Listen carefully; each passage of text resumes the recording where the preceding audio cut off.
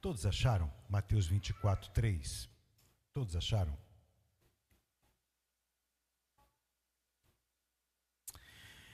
No Monte das Oliveiras, achava-se Jesus assentado, quando se aproximaram dele os discípulos em particular, e lhe pediram: dize-nos quando sucederão estas coisas e que sinal haverá da tua vinda e da consumação do século.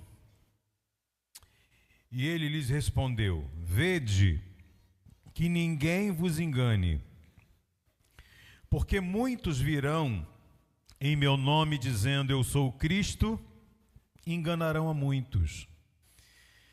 E certamente ouvireis falar de guerras e rumores de guerras. Vede, não vos assusteis, porque é necessário assim acontecer, mas ainda não é o fim.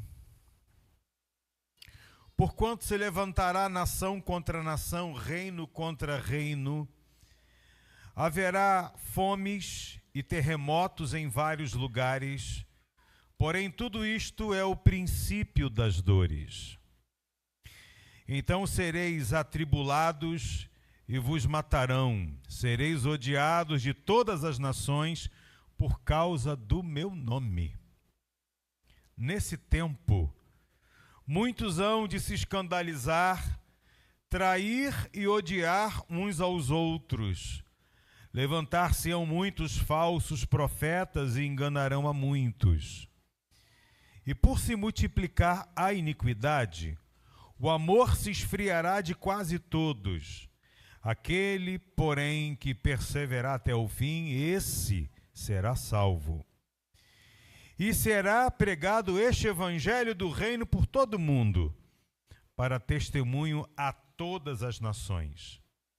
Então virá o fim.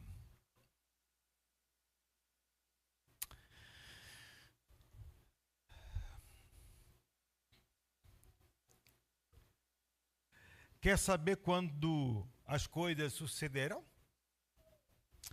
Quer saber quando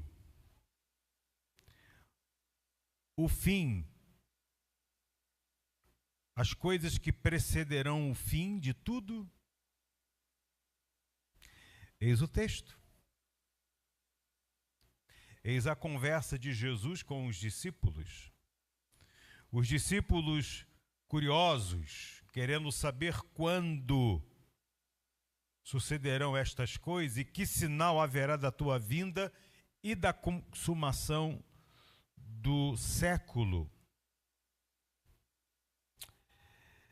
Veja isso aí. Aliás, os discípulos, nos versos 1 e 2, também foram a Jesus, eu não li aqui, com curiosidade, querendo mostrar a Jesus: olha aí o templo, olha aí as construções do templo. E parece que Jesus não dá muita importância àquilo, não dá muita importância. Não dá ibope àquela observação dos discípulos. Ele responde: não vedes tudo isto? Em verdade vos digo que não ficará aqui pedra sobre pedra que não seja derribada. Uma resposta curta, sem dar ibope, sem dar grandes importâncias ao templo que estava sendo reedificado. Os discípulos impressionados com aquela construção, e Jesus estava lá na frente.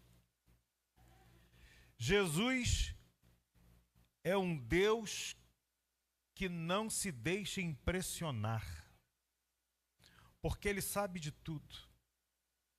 Ele sabe o início das coisas, Ele sabe o fim das coisas, Ele sabe como as coisas se sucedem, Ele sabe quais as motivações, Ele conhece-nos de todo, a nós e a tudo no mundo, como se tudo estivesse na palma de sua mão, e de fato, tudo e todos estão na palma da mão de Jesus, porque Ele é o Todo-Poderoso, é o princípio e o fim. Quando Deus disse: haja luz, houve luz. Quando Deus disse, venha Pedro, Pedro andou sobre as águas. Então, a palavra de Jesus, ela é a pessoa de Jesus. Quando a gente fecha os ouvidos à palavra, estamos fechando também os nossos ouvidos à pessoa bendita do Senhor Jesus.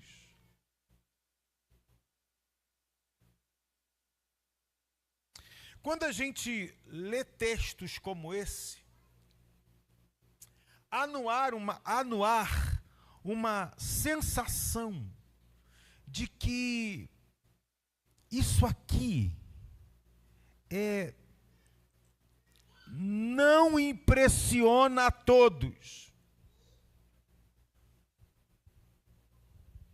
Parece que o que o Senhor Jesus está dizendo quanto o fim das coisas, quando Ele virá, tudo, quando a gente ouve isso ou ler isso, parece que há um emparedamento, há uma distância. Parece que estas coisas não conseguem mover o nosso coração. Parece que isso aqui para muitos, é abstrato, é indiferente, é uma literatura, é um conto futurístico e que não faz nenhum sentido. Essa é a sensação que muitas vezes paira sobre o meu coração quando eu me deparo como textos desse, explicações como esta, que foram feitas há mais de 2000 anos atrás.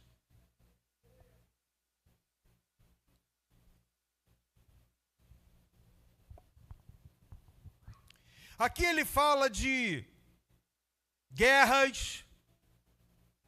Gente, tem Rússia e Ucrânia aí em guerra. Tem Israel e Hamas aí em guerra.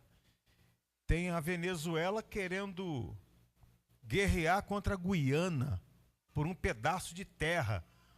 Porque naquela terra, o subsolo é rico, porque tem petróleo. Aí invoca-se qualquer coisa histórica para tentar sacar e justificar uma guerra contra a Guiana.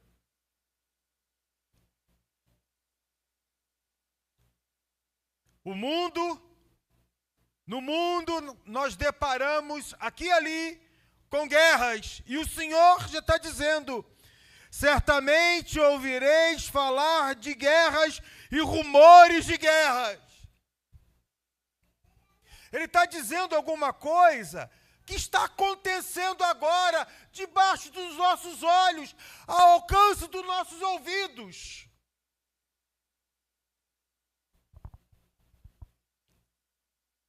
Ele está dizendo, nação contra nação, reino contra reino. Amado, se você fizer uma análise geográfica fria, desapaixonada do mundo, você vai ver a Rússia junto com a China, dialogando e namorando a Coreia do Norte. Você vai ver uma linha sendo organizada, nações poderosas no mundo, armamento bélico de ponta sendo montado. Você vai ver a Europa e os países da OTAN ali preocupado. Você vai ver os Estados Unidos da América reforçando o armamento de alguns países alvos dessa organização. Rumores de guerra, nações contra nação, reino contra reino, haverá fomes. Fomes está no plural. terremotos em vários lugares, até no Brasil, que diziam há um tempo atrás, o nosso país ele é maravilhoso. É maravilhoso, aqui não tem terremoto, não tem nada. Já teve terremoto no Brasil. Enchente no Rio Grande do Sul, que acabou com aquelas cidades circunvizinhas de Porto Alegre, inclusive Porto Alegre. Seca no norte do Mato Grosso, ali, animais sendo mortos, porque não tem água, porque o fogo está... As maiores queimadas ocorrendo no Brasil dos últimos anos. Tudo isso são coisas que geram fome, que geram dificuldade social, que gera guerra, que gera militância, que gera todas essas coisas. Tudo debaixo dos nossos olhos.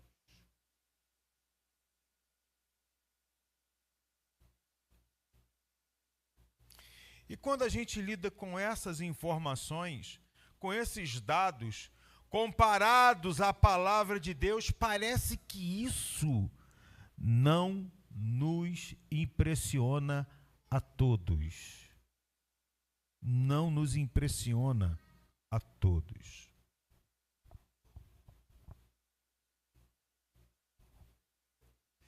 Tem guerra no vizinho, a gente,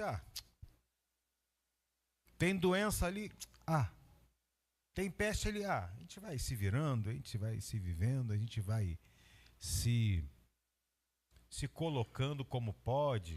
Isso é lá, não é aqui. Tem perseguição a crentes, isso tem lá na China, isso tem lá na Coreia, isso tem lá no mundo árabe. No Brasil não tem, por enquanto não tem. Por enquanto não tem, porque Jesus disse: sereis atribulados, vos matarão, sereis odiados de todas as nações por causa do nome dele. Isso tem lá, em alguns países. Brasil ainda não tem. Mas deixa eu te dizer a coisa no Brasil está esquentando, tá? A coisa no Brasil está... Não adiantará ter legisladores, deputados, senadores, tementes a Deus, que vai defender a causa da igreja, porque o Senhor disse que isso iria acontecer. E disse que isso é o princípio das dores. Que isso vai chegar até nós. Não adianta. Faz parte da profecia de Jesus. E palavra de Jesus se cumpre. Se cumpre.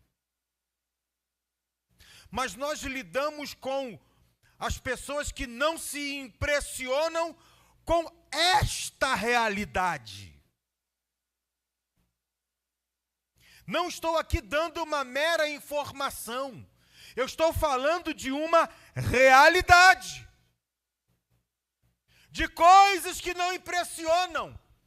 Pessoas chegam até mesmo a dizer: desde que eu sou criança eu escuto sobre que Jesus voltará.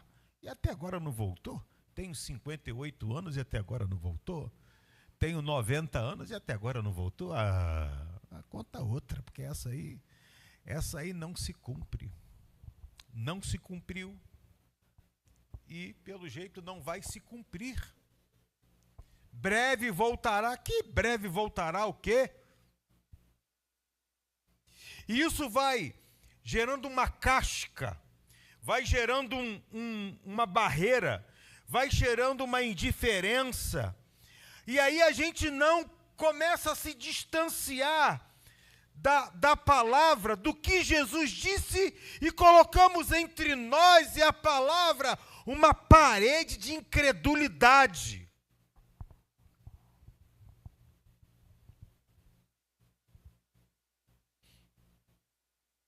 Incredulidade, o próprio nome diz, é gerar dureza. Não é sensibilidade à palavra, é dureza à palavra. A palavra é aquilo que Jesus disse que está aqui. Aí você se pergunta, mas quem escreveu isso aí, pastor? Cerca de 40 homens inspirados por Deus. Ah, pastor, homem escreveu? Onde tem homem tem falha. Jesus disse, Deus diz que a palavra dele é velada, guardada, protegida por ele. Tentaram queimá-la ao longo dos séculos. Mas ela está aqui na minha mão, está aí na tua mão. Por mais que a tentasse queimar, é o livro mais vendido e lido no mundo. Pode. Pode reunir, rasgar, criar leis para que ela não seja lida, criar leis para que elas não estejam nas bibliotecas públicas, das escolas, pode fazer o que quiser. Porque além do livro, o Espírito Santo escreve na tábua do nosso coração a palavra de Jesus. E de lá ninguém consegue arrancar. Ela é marcada no nosso coração. Pode queimar essa Bíblia aqui, ó. Como há um lugar que autorizou queimar Bíblias. Há um lugar que aprovou uma lei que se pode queimar a Bíblia e não ser punido por essa perseguição religiosa, por essa cristofobia.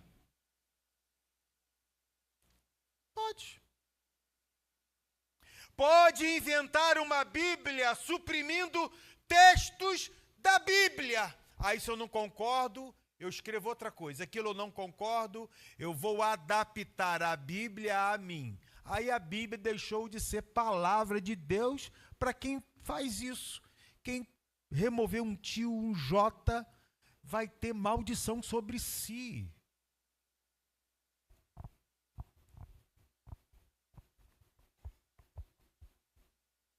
Eu estou tentando explicar para você que barco você está quando você se torna indiferente, não se impressiona mais com este anúncio sobre o fim, os acontecimentos, de novo, que estão debaixo das nossas vistas. O que está acontecendo com você?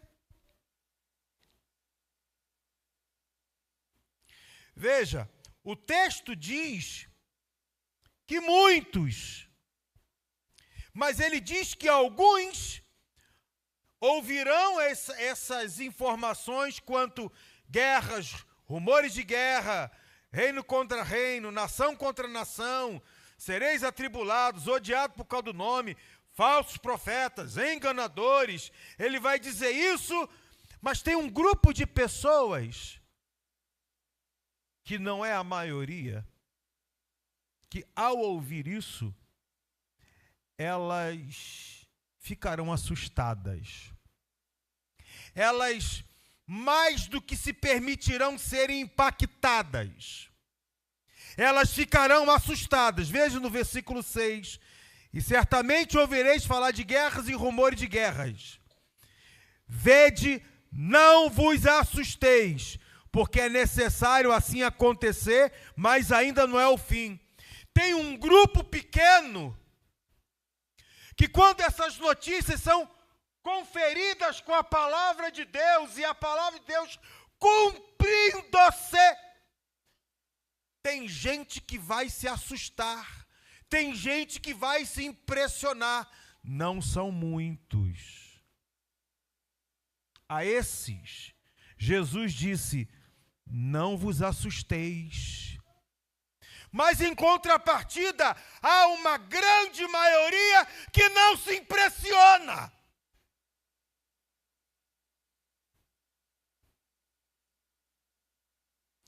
Por que não se impressiona?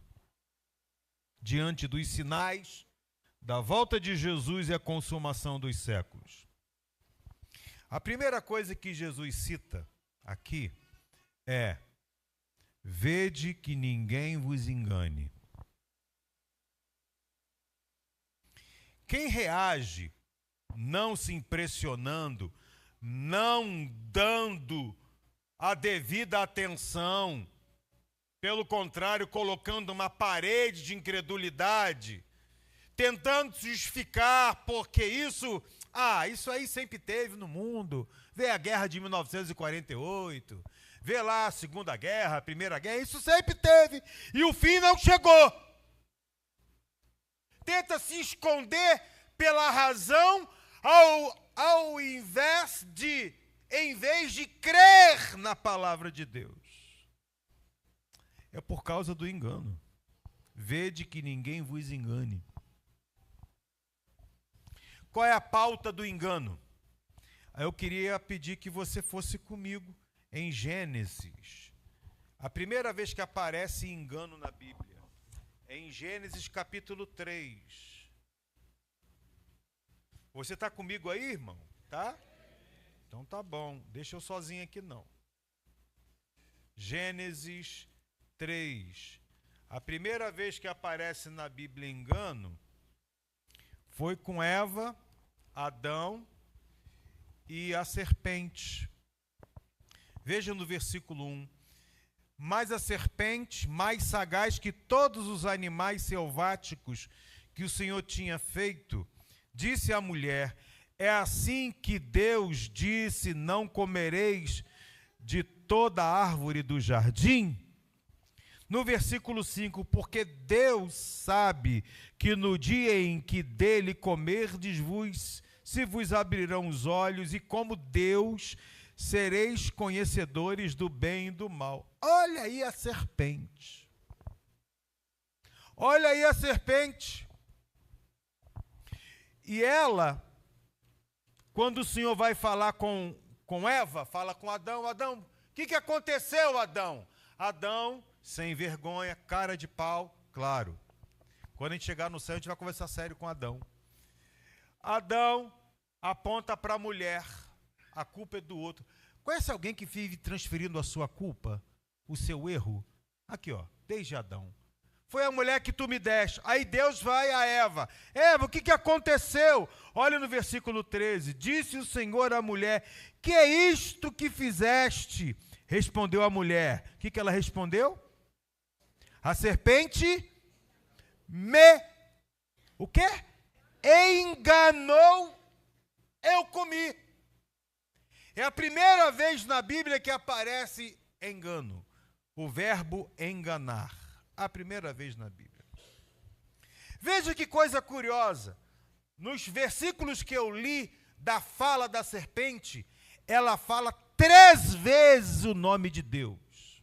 No versículo 1, assim que Deus disse, é assim que Deus disse. No versículo 5, porque Deus sabe no dia. E ainda no 5, a terceira vez, vos abrirão os olhos, e como Deus, ela fala de Deus, ela fala sobre Deus. O espírito de engano fala de Deus. Olha que casca de jaca. Para uns e casca de banana para outros. Quem vai pisar com o pé descalço em cima de uma casca de jaca, com a parte áspera para cima? Vai afetar o meu pé. Mas na de banana, estamos pisando e escorregando. Olha a serpente, olha o engano. O espírito de engano fala de Deus. Quando fala de Deus, parece que é alguma coisa a nós familiar. Alguém falando de Deus, não tem problema não. O que importa é que falem de Deus. Alguém já ouviu isso? O que importa é falar de Deus. Cuidado, você pode estar comendo comida estragada. Não joga no genérico, porque no genérico pode ter coisa que não tenha efeito benéfico.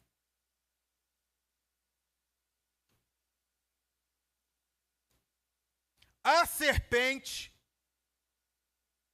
sagaz, falou de Deus para criar uma ponte com Eva, para criar um contato com Eva. Eu sou também religioso. Deus, não foi assim que Deus falou? E Eva se deixou levar pelo canto do engano daquela serpente. Com uma fala sobre Deus, com um pequeno desvio. Bobagem. É pequeno, né, pastor? Um desviozinho não faz mal, não. Pequeno desvio. Qual foi o desvio, pastor? Ela só projetou-se dúvidas à fala de Deus. É assim que Deus disse? Ela semeou dúvida do relacionamento de Eva com Deus. É assim? Certamente não morrereis. Uma bobagem, um negocinho só, um envolvimento assim, entendeu? Que dá para engolir, dá para ser flexível. Mas isto é sério. E é por aí a fala de Jesus passa a ser não impactante para muitos. Se eu vou abrindo concessões, pequenas concessões, arrepio da palavra, eu vou com isso, com pequenas concessões, ou assim, você sabe que aquilo não é bíblico, você sabe que aquilo não é tão certo, você sabe que aquilo não é verdadeiro, você sabe, mas você não quer perder, sabe? A magia do ambiente é uma serpente falando. Um dos animais mais bonitos do paraíso, do jardim que Deus criou. Alguns estudiosos vão dizer que a serpente, ela tinha asas multicoloridas, multicores. Ela voava de árvore para árvore. Um animal bonito, vistoso. Alguma coisa que chame a atenção, que gere em nós credibilidade por conta da beleza, do impacto. Um animal falando comigo, falando sobre Deus, mas roubando-me de Deus, sutilmente. E aí, o que Deus diz vai deixando de ser impactante para mim. Se não sou mais impactado pela palavra de Jesus, serei impactado pelo que vejo, sinto e o que me fascina. Além da serpente ser um animal, um dos mais bonitos do jardim, olha que coisa curiosa, veja no versículo 6. A serpente querendo que Eva comesse do fruto proibido. Verso 6, depois da conversa do engano, que falava sobre Deus, com pequenos desvios, aí a Eva vendo a mulher que a árvore era o quê?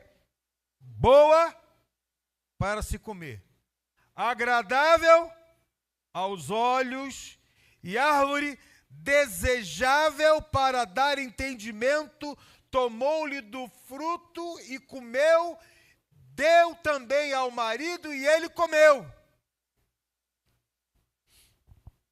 Aqui temos boa, agradável e desejável. Aqui não tem perfeito. A vontade de Deus é boa, perfeita e agradável. Faça o comparativo. A vontade de Deus é boa. A do engano também é boa. A vontade de Deus é agradável. A do engano também é agradável. A de Deus é perfeita, mas não há perfeição na do engano. Uma palavrinha que não entra é suficientemente capaz para tirar-nos do caminho de Deus. Veja a seriedade da coisa. A mulher foi atraída para comer, agradável aos seus olhos, desejável para dar entendimento. Desejável é algo perfeito, primeiro para mim. O que se deseja é algo perfeito, primeiro para mim. Perfeito é algo da produção de Deus, caminho para nós sob sua direção. O engano tenta inverter os papéis. Na vontade de Deus, Deus está no centro. Através do engano, você entra no centro. O engano tentou projetar Eva como o centro das coisas, porque a árvore era boa para ela comer. A árvore era desejável para dar entendimento, agradável aos olhos, à boca e ao entendimento. Isso sutilmente vai bloqueando-nos para a verdade, para a palavra de Jesus. Isso vai sutilmente nos distanciando da piedade, do temor, da sabedoria, do ensino, do conhecimento. Um outro comparativo. Ó, como é bom e agradável o quê? Viverem unidos os irmãos. A Bíblia enaltece a união dos irmãos. Mas lá não é encontrado a perfeição que é encontrada na vontade de Deus. Porque ela, como está em Romanos 12, versículo 2, é boa, perfeita e agradável. A comunhão dos irmãos é algo bom, boa, coisa boa, agradável, mas não diz perfeito. Sabe por que não diz perfeito? Porque lá na comunhão dos irmãos, tem eu e tem você, pessoas imperfeitas. Desse jeito. E com isso vamos aprendendo os rastros que o engano fica estabelecendo, que Satanás fica estabelecendo, para você não se deixar conduzir pelas palavras de Jesus, que se cumpre, é realidade, e parece que você não está vendo, parece que você não está ouvindo, parece que você não está entendendo. É porque o engano já tomou conta da tua mente. E que a noite desse dia seja dia de libertação para você. O Senhor gerando temor ao teu coração, para você acreditar que o que está acontecendo já foi dito por Jesus. Ele tem o controle de tudo, de todos e do horário das coisas.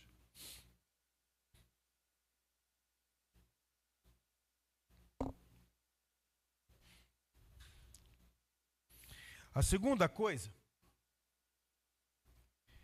que nos faz não nos impressionar com a fala de Jesus é quando o nosso quadro espiritual, nível espiritual, denuncia a nossa gelada indiferença com a vida com Deus, da vida com Deus. Olha o que o Senhor diz em Mateus 24. Olha o que ele vai falar. Verso 12. E por se multiplicar a iniquidade, o amor se esfriará de quase todos. Quase todos. Amor que se esfria de quase todos, está dizendo que quase todos, há aqui uma quase unanimidade, quase uma totalidade. Tem um grupo pequeno que está se impactando com as verdades ditas por Jesus, mas a grande maioria não se impacta, não teme, não respeita, é indiferente, é frio. E nas palavras de Jesus, é que o amor se esfriará. O amor está frio no coração. E está frio por quê, pastor? Por conta do pecado que você cultiva, abriga no seu coração.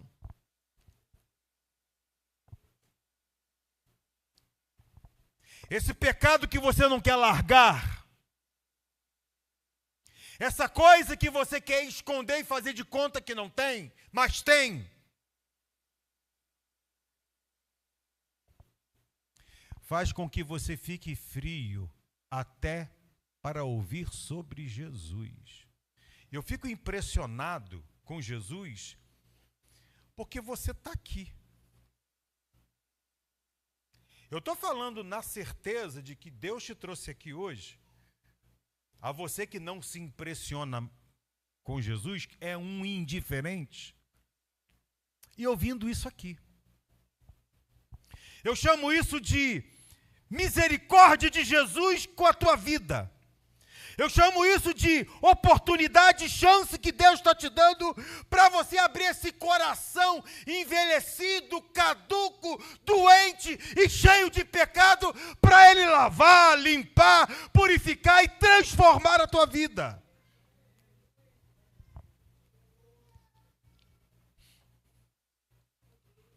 A frieza espiritual faz isso.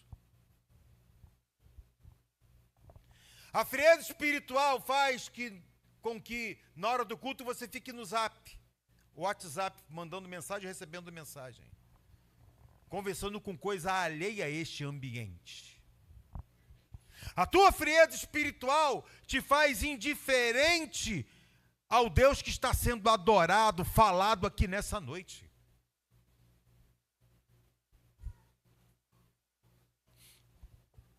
Mas isso já foi dito por Jesus.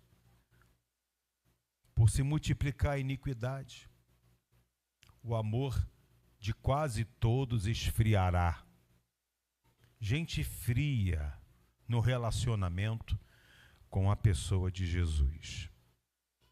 Veja, a fala de Jesus é terrível, porque fala do fim, fala do que vai acontecer, fala do que irá nos acontecer. Fala de sereis atribulados, sereis odiados por causa do meu nome. Muitos hão de se escandalizar, trair e odiar uns aos outros. Vai ter falso profeta, de novo, seguindo o canto, a fala da serpente, que é enganadora. Falsos profetas utilizam o espírito do diabo para falar coisas de Deus segundo o seu interesse, para poder enredar e te enganar e te distanciar de Jesus. No meio disso, Jesus terá misericórdia nesse tempo. Como, pastor? Como terá misericórdia? Olha o versículo de número 14. E será pregado este evangelho do reino por todo o mundo. Tudo se levanta contra aqueles que hão de pregar, para calá-los. No meio de enganos, falsos profetas, ambiente de guerra, ruins, com risco de vida, com tudo.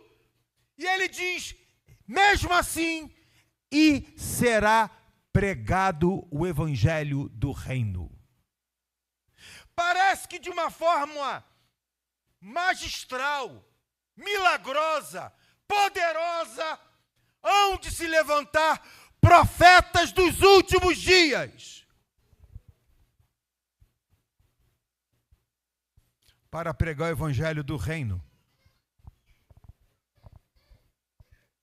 No meio de contradições, no meio de lutas, fome, guerra, pestes, ele disse que será pregado, é porque ele vai levantar pregadores para pregar nesse tempo de hoje, falando o evangelho.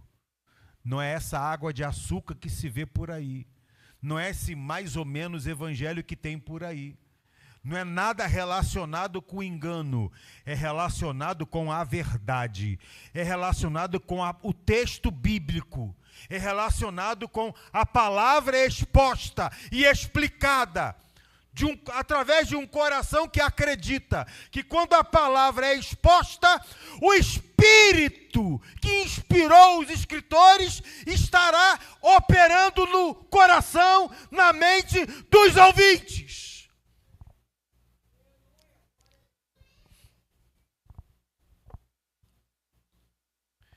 E será pregado o evangelho do reino por todo o mundo. Em 1970,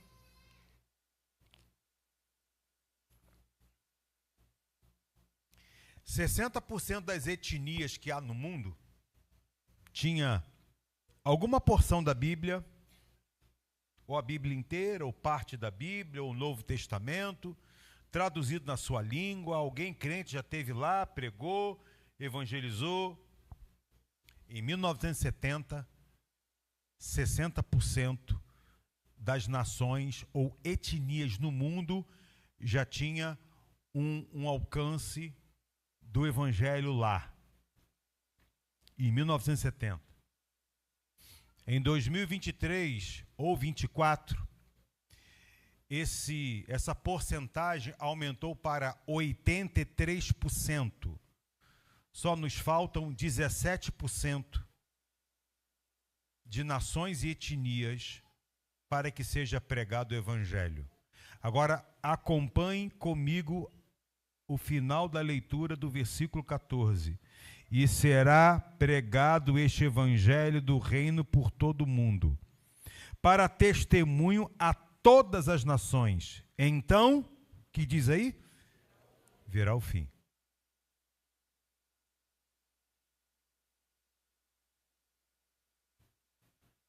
De 70 para cá, 54 anos. Não é isso? 54 anos. Pulou de 60 para 83. Só faltam 17. As profecias quanto à volta de Jesus indicam que estamos na última semana de Daniel. Aí já estou puxando um assunto escatológico.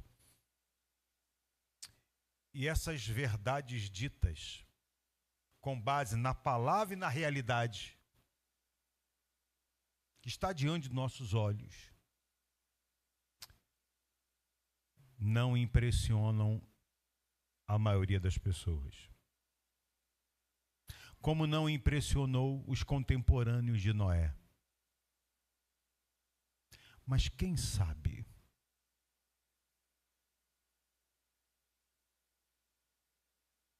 Quem sabe o Espírito Santo de Deus te encurralou nessa noite, te fisgou para crer nas palavras de Jesus. Porque a fé vem pela pregação e a pregação pela palavra de Jesus. Pois está ouvindo a pregação da palavra de Jesus. É a ocasião de você adquirir um dom, um presente, chamado fé. Fé é você acreditar em Jesus e naquilo que ele disse. Sem justificativas, sem emparedamento, sem incredulidade, sem indiferença. Um coração que não é mais indiferente. Um coração que não mais bloqueia a palavra de Deus. Um coração que não é mais frio e gelado, ele aquece-se diante da pregação da palavra de Deus, é um bom sinal de que Deus te pegou e que te fez crente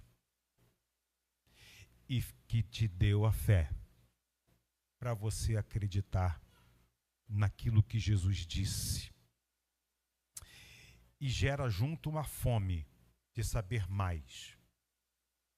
E quem sabe, de ser um dos pregadores, não há muitos, um dos pregadores para o tempo do fim.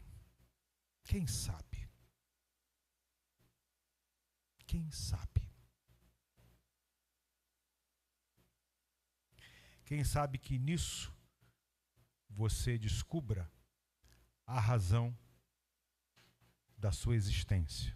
Quem sabe? Que Deus nos abençoe.